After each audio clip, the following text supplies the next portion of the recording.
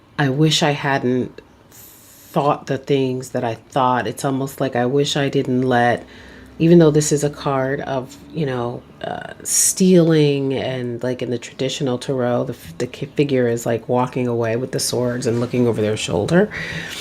But it's almost like I showed too much. I showed the ugly side of myself. I'm not getting again that he necessarily feels guilty about anything.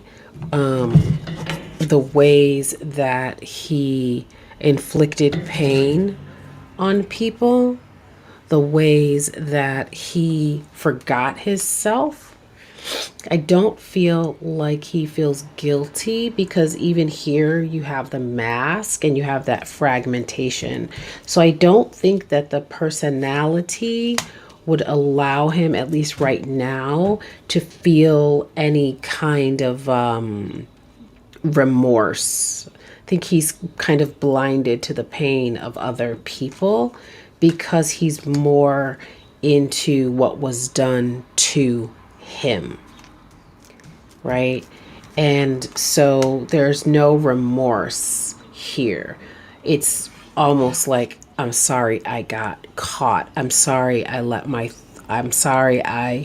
put my thoughts to action. I'm sorry about what I manifested in present time.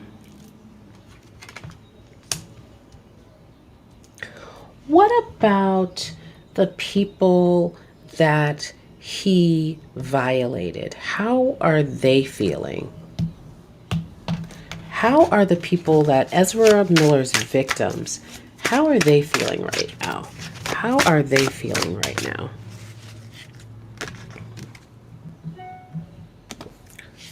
Wow. So they don't even know what to say. They don't know what to say, because they know that we very much live in a victim culture. I mean, a blame the victim culture, okay? So they don't know really who to turn to. How else are they feeling? How else are they feeling about the situation, about what happened to them? How are Ezra? Wow.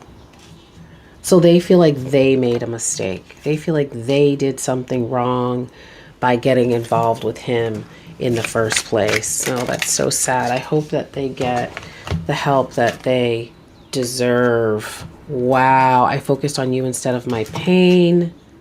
Huh, and here's that I hope you're happy. Like, I hope you're happy with everything that you did. And so they sacrificed themselves. And so they too were almost blinded by the pain, blinded by the fame, okay? Because we had that moon here a couple of times. So they were sort of in an illusion and a delusion also, just because, they were straight up lied to and manipulated. And yeah. So they're looking for help.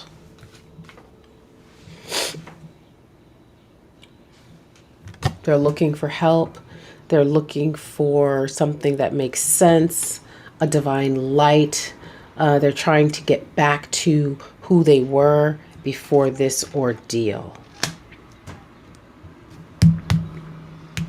And how are their families looking at them? How are their families looking at them? Okay. So their families are paying more attention to them. Their families are watching them closely. They're wanting to help them. They're wanting to help them transform this pain, with these moths here. They want to see them flourish and grow.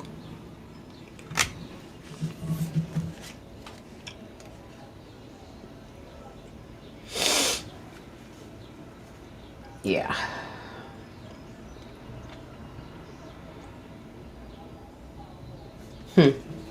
But there is a sadness with this Four of Wands in reverse. There is a sadness here, but they do want them to take new actions and create a new foundation for themselves. But they know that it's going to take time. They're going to have to get more centered. They're going to have to overcome their fear. Lots of therapy. So they also would like for them to maybe actually do mindfulness practices and get the therapy they need so that to help them overcome this sadness and disappointment and disillusion is what I'm also hearing. So that's what I have on Ezra Miller and the people that he violated. I hope this resonates, and I will see you all next time. Bye.